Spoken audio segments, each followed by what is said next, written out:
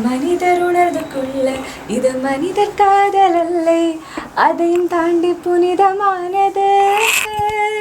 அபிராமியே தாலாட்டும் சாமியே நான் தானே தெரியுமா, சிவகாமியே சிவனில் நீயும் பாதியே அதுவும் உனக்கு புரியுமா. യെസ് എന്ത് മൂട് സാറില്ല എന്താണ് മേഘാമിസിന് മഞ്ഞുമൽ ബോയ്സിനെ കുറിച്ച് പറയാനുള്ളത്? അതെ, നല്ല കിട്ടുക്കാച്ചി പടം. നിങ്ങൾക്ക് നിങ്ങളുടെ ഫ്രണ്ട്സിനൊക്കെ ഇഷ്ടമാണ്, ചങ്ക് ഫ്രണ്ട്സ് നിങ്ങൾക്ക് കുറേ പേരുണ്ടെങ്കിൽ നിങ്ങൾ ഉറപ്പായിട്ടും ഈ ഒരു മൂവി കാണണം. കാരണം നമ്മളിങ്ങനെ പറയും നീ എന്റെ ചങ്കാണ് ഞാൻ നിന്റെ ചങ്കാണെന്നൊക്കെ, പക്ഷെ എന്തെങ്കിലും ഒരു ആപത്ത് വന്നാൽ ചിലപ്പോ ചിലവരൊക്കെ ഉണ്ട് അങ്ങ് സ്കൂട്ടായി പോകുന്ന ആൾക്കാർ. നമ്മുടെ ജീവൻ റിസ്ക് എടുത്തിട്ടൊന്നും ആരും അങ്ങനെ രക്ഷിക്കാനൊന്നും സാധാരണ പോവാറില്ല. എന്നാൽ അങ്ങനെ രക്ഷിച്ചവരുണ്ട്, റിസ്ക് എടുത്തവരുണ്ട്. കൂട്ടുകാരന് വേണ്ടി റിസ്ക് എടുത്ത ആൾക്കാര് സിനിമയിലല്ല ജീവിതത്തിലുണ്ട് എന്ന് കാണിച്ചു. മഞ്ഞുമൽ ബോയ്സ് അതുപോലെ കൂട്ടുകാരന് ഒരു ആപത്ത് വരാന്ന് പറഞ്ഞാൽ അവരുടെ അക്കാഡമിക്സിലും നമ്മൾ പഠിക്കുന്ന സമയത്തും നിങ്ങൾ എന്ത് ചെയ്യണം, ഹെൽപ്പൊക്കെ ചെയ്ത് കുട്ടപ്പന്മാരാക്കി അവരൊക്കെ സപ്പോർട്ട് ചെയ്ത് എല്ലാരും എന്ത് ചെയ്യണം, മുൻനിരയിലേക്ക് എത്തിക്കണം. യെസ്, അത്രേ ഉള്ളൂ. നിനക്ക് എന്താണ് വേണ്ടത്, നിന്നെ സപ്പോർട്ട് ചെയ്യാൻ മെറ്റീരിയൽസ് വേണോ, അത് പഠിപ്പിച്ചു തരണോ, അങ്ങനെയൊക്കെ പറഞ്ഞ് അവൻ എന്ത് ചെയ്യുക, സപ്പോർട്ട് ചെയ്ത് കൊണ്ടുവരാ. നല്ലൊരു സിനിമയാണ്, കാണാത്തവരുണ്ടെങ്കിൽ എന്തായാലും പോയിട്ട് കാണുക. യെസ്, അപ്പോൾ ഇന്നത്തെ നമ്മുടെ പരിപാടി എന്ന് പറഞ്ഞാൽ എന്താ, കോഡ് മഞ്ഞുമൽ ബോയ്സ് വെച്ചിട്ട് മുഗൾ അഡ്മിനിസ്ട്രേഷൻ. സോഷ്യൽ വേണ്ടല്ലോ, നമുക്ക് വാക്കുകൾ മതി. വാക്കുകൾ വെച്ച് നമ്മൾ അതിന് അതെ അതെ അതെ അതെ അതെ അതെ ഒരു ഇതാണ്. അത്രേ ഉള്ളൂ, വേറെ സംശയമുണ്ട്. ഓക്കെ ശരി, അപ്പൊ thank you very much. Okay, അപ്പൊ അങ്ങനെയാണെങ്കിൽ മക്കൾസ് എല്ലാവരും സെറ്റ് അല്ലേ? ഇതാ നമ്മൾ നോക്കുകയാണ് എന്താണ് ആദ്യം പഠിക്കാനുള്ളതെന്ന് പറഞ്ഞു തരണ്ടേ? Yes, okay. അത് പറഞ്ഞു തന്നിട്ട് വേണം എന്ത് ചെയ്യാൻ, കാര്യത്തിലേക്ക്, കോഡിലേക്ക് കിടക്കുക. ആദ്യം കൺസെപ്റ്റ് മനസ്സിലാക്കുക, പിന്നെ കോഡ് പഠിക്കുക, അതല്ലേ പരിപാടി. യെസ്, നമ്മൾ എന്ത് ചെയ്യാണ്, ഫസ്റ്റ് ക്ലാസ്സിൽ ആദ്യം തന്നെ നോക്കിയിട്ടുണ്ടായിരുന്നു റിലീജിയസ് ടോളറൻസ് പഠിച്ചു, ആർമി പഠിച്ചു. ഇതിൻ്റെ സെക്കൻഡ് പാർട്ട് ബാച്ചിലാണ്. ബാച്ചിൽ നമ്മൾ ഇനി അടുത്തായിട്ട് പഠിക്കാൻ പോകുന്ന അഡ്മിനിസ്ട്രേഷനെ കുറിച്ചാണ്. അത് ജസ്റ്റ് ഞാൻ നിങ്ങൾക്ക് ഈ ഒരു വീഡിയോയിൽ പറഞ്ഞു തരാം. ഡീറ്റെയിൽഡ് ആയിട്ടുള്ള ക്ലാസ്സൊക്കെ ബാച്ചിലായിരിക്കും ഉണ്ടാവുക. ഓടിപ്പോയി അഡ്മിഷൻ എടുത്തോളൂ, അതിൻ്റെ കാര്യങ്ങളൊക്കെ അവസാനം പറഞ്ഞുതരാം. ഓക്കെ, അപ്പം മുഗൾ ഭരണം, മുഗൾ അഡ്മിനിസ്ട്രേഷൻ എങ്ങനെയാണ് സംഭവം എന്ന് ചോദിച്ചു കഴിഞ്ഞാൽ നിങ്ങൾക്കറിയാം, നമ്മുടെ ഇന്ത്യ എന്ന് പറയുന്ന രാജ്യം വലിയൊരു രാജ്യമാണ്. ഭരണം എളുപ്പമാക്കാൻ വേണ്ടിയിട്ട് എന്ത് ചെയ്തു എന്ന് ചോദിച്ചു കഴിഞ്ഞാൽ അവിടെ സംസ്ഥാനങ്ങളാക്കി മാറ്റി, ശരിയല്ലേ? അതുപോലെ പിന്നീട് ജില്ലകളാക്കി മാറ്റി. എന്താക്കി മാറ്റി?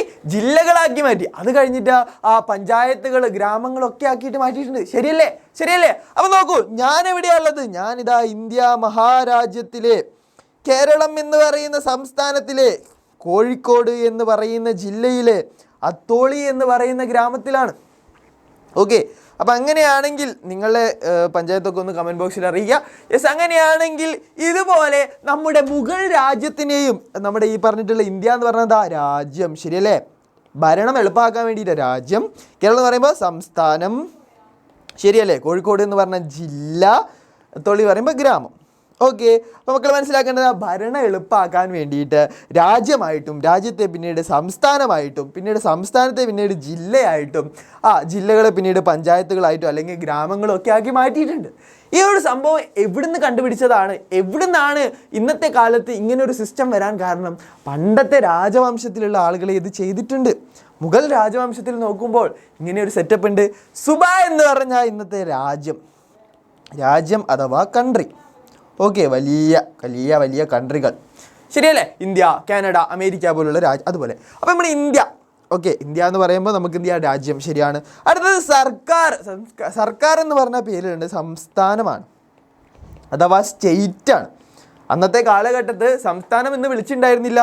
ആദ്യം രാജ്യത്തെ സുബ എന്ന് വിളിച്ചു, സംസ്ഥാനത്തെ സർക്കാർ എന്ന് വിളിച്ചു. പർഗാന എന്ന് പറയുമ്പോൾ അത് ജില്ലകൾ എന്ന് നമുക്ക് പറയാം. ഇന്നത്തെ ജില്ലകൾക്ക് സമാനമാണ്. അവസാനത്തെ ഗ്രാമ പേര് തന്നെയുണ്ട്, ഗ്രാമങ്ങൾ. ഓക്കെ, സെറ്റ്, ഇത്രയേ ഉള്ളൂ. അപ്പം എന്തൊക്കെയാ? സുബ, സർക്കാർ, പർഗാന, ഗ്രാമ. സുബ, സർക്കാർ, പർഗാന, ഗ്രാമ. ഇതാണ് സംഭവം. സെറ്റാണല്ലോ? അപ്പോൾ ഇതാണ് നമുക്ക് പഠിക്കേണ്ടത്. നമുക്ക് കോഡൊക്കെ ആക്കിയിട്ട് മാറ്റാം. അപ്പോൾ സുബ എന്ന് പറയുന്ന രാജ്യമാണ്, ഇന്നത്തെ രാജ്യത്തിന് സമാനമാണ്. സർക്കാർ എന്ന് പറഞ്ഞാൽ സംസ്ഥാനത്തിന് സമാനമാണ്. അതുപോലെ തന്നെ എന്ത് ചെയ്യുകയാണ്, അടുത്തത് എന്ന് പറയുമ്പോൾ പർഗാനയാണ്, അത് ജില്ലയ്ക്ക് സമാനമാണ്. അവസാനത്തത് ഗ്രാമമാണ്, അത് ഇന്നത്തെ ഗ്രാമത്തിന് സമാനമാണ്.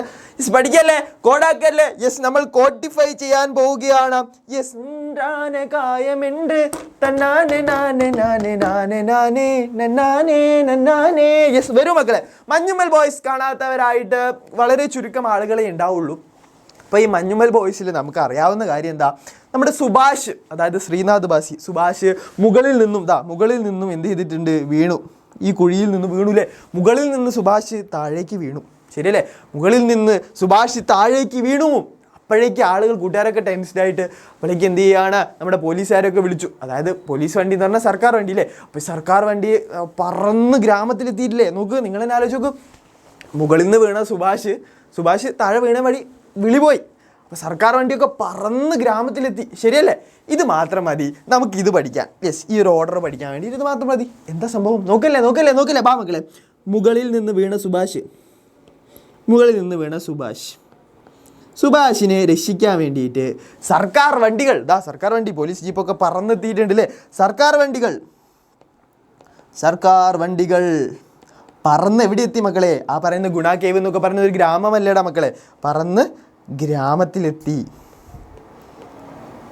ശരിയല്ലേ? അപ്പം ഇത് മാത്രം ആലോചിച്ചാൽ നിങ്ങൾക്ക് സംഭവം കിട്ടും. മുഗൾ പീരീഡ്, മുഗൾ രാജ്യം. സുഭാഷിനെ എന്ന് പറയുമ്പോൾ സുബ കിട്ടി. മുഗൾ രാജ്യത്തെ ആദ്യം എന്ന് പറയുമ്പോൾ സുബ, രണ്ടാമത്തത് സർക്കാർ, മൂന്നാമത്തത് പർഗാന, നാലാമത്തത് ഗ്രാമ. ഇതല്ലേടാ മക്കളെ നമ്മൾ കണ്ടത്. അപ്പോൾ നിങ്ങൾക്ക് ആ പേരൊക്കെ ആലോചിച്ച് വെക്കാൻ ഈ ഒരു സ്റ്റോറിയൊക്കെ മനസ്സിലുണ്ടെങ്കിൽ ഈസി ആയിട്ട് കഴിയും. അപ്പോൾ ഇതുപോലെ ഒരുപാട് കോഡുകളും കാര്യങ്ങളും ഒക്കെ ആയിട്ട് നമ്മളിതാ ക്ലാസ്സുകൾ ബാച്ചിൽ തുടങ്ങുന്നുണ്ട്. ബാച്ച് തുടങ്ങി കഴിഞ്ഞു. ഫസ്റ്റ് ക്ലാസ് നിങ്ങൾക്ക് യൂട്യൂബിൽ തന്നിട്ടുണ്ട്. ഇതിൻ്റെ സെക്കൻഡ് പാർട്ട് ഉടനെ നമ്മൾ ബാച്ചിൽ കൊടുക്കുന്നതാണ്. അപ്പോൾ അടിച്ചുപൊളിയായിട്ടുള്ള കോഡുകളും കാര്യങ്ങളും ഒക്കെ ആയിട്ട് നമ്മൾ എന്ത് ചെയ്യുകയാണ്, ക്ലാസ്സിൽ സെറ്റാക്കുന്നതായിരിക്കും. അപ്പോൾ ഓടിപ്പോയി മക്കളൊക്കെ എന്ത് ചെയ്യുക, ബാച്ചിലൊക്കെ പേരൻസിനോടൊക്കെ ഒന്ന് ചോദിച്ചു നോക്കാം. അച്ഛാ ഇത്ര ഫീസിനകത്ത് അത്ര ഫീസൊന്നുമില്ല, നിങ്ങൾക്ക് വരുന്നത് ഒരു കൊല്ലത്തേക്ക് 2500 രൂപ മാത്രമേ ഉള്ളൂ. അതിനകത്ത് നിങ്ങൾക്ക് അവൈലബിൾ ആയിട്ടുള്ള കാര്യങ്ങൾ എന്തൊക്കെയാണെന്ന് ചോദിച്ചു കഴിഞ്ഞാൽ PDF ക്ലാസ് നോട്ട്, ലൈവായിട്ടുള്ള ക്ലാസ്സുകൾ ഉണ്ടാവും, ലൈവായിട്ട് പഠിപ്പിച്ചു തരും. അത് റെക്കോർഡഡ് ആയിട്ട് കിടപ്പുണ്ടാവും. അതുപോലെ പ്രീവിയസ് ഇയർ ക്വസ്റ്റ്യൻസ് തരും. അതുപോലെ എക്സ്ട്രാ ആയിട്ടുള്ള ക്വസ്റ്റ്യൻസ് വർക്ക്ഷീറ്റ് ആയിട്ട് തരും. അതുപോലെ ഓരോ ചാപ്റ്റർ കഴിഞ്ഞാൽ നിങ്ങൾക്ക് എക്സാം എഴുതാനുള്ള ഒരു സ്പേസ് അവിടെ ഉണ്ടാവും. അത് കഴിഞ്ഞ് മോഡൽ എക്സാം എഴുതാം. എല്ലാം ചെയ്യാൻ വേണ്ടിയിട്ടുള്ള ഒരു അടിപൊളി പാക്കേജാണ് നമ്മുടെ ക്ലാസ് 7 സൃഷ്ടി ബാച്ച് എന്ന് പറയുന്നത്. ഇതൊരു ഫീസ് ഇത്രേ വരുന്നുള്ളൂ. അപ്പോൾ പാരൻസിനോടൊക്കെ ഒന്ന് ചോദിച്ചു നോക്കുക. അച്ഛാ ഞാൻ ജോയിൻ ചെയ്തോട്ടെ, അല്ലെങ്കിൽ അമ്മയെ ഞാൻ ജോയിൻ ചെയ്തോട്ടെ എന്ന് ചോദിച്ചു കഴിഞ്ഞാൽ അവർ ഓക്കെ ആണെങ്കിൽ നിങ്ങൾ എന്തായാലും അഡ്മിഷൻ എടുത്തോളൂ. നിങ്ങൾ ഒരിക്കലും റിഗ്രറ്റ് ചെയ്യില്ല. നിങ്ങൾക്ക് ഏറ്റവും ബെസ്റ്റ് ആയിട്ടുള്ള ക്ലാസ്സുകൾ നമ്മൾ തരുന്നതായിരിക്കും. അപ്പം നമുക്ക് എന്ത് ചെയ്യണം, കൃത്യമായിട്ട് പാർട്ട് 2 നമ്മുടെ ബാച്ചിലായിരിക്കും. അപ്പോഴേക്കും മക്കളൊക്കെ ജോയിൻ ചെയ്യുന്നു, നമുക്ക് അവിടെ കാണാമെന്ന് വിശ്വസിക്കുന്നു. അപ്പോൾ എന്തായാലും നമ്മളിതാ വിട പറയുകയാണ്. നമുക്ക് കാണാം. ഇനി അതുപോലെ തന്നെ എന്ത് ചെയ്യാണ്, ഒരു ഷോർട്സ് സീരീസൊക്കെ നമ്മളിതാ പ്ലാൻ ചെയ്തിട്ടുണ്ട് നിങ്ങൾക്ക് വേണ്ടിയിട്ട്, ഈസി ആയിട്ടുള്ള കുറേ ട്രിക്കുകളൊക്കെ വെച്ചിട്ട്. അപ്പോൾ അടിച്ചുപൊളിയായിട്ട് പഠിക്കണം മക്കളെ. നമുക്ക് കാണാം. ബൈ.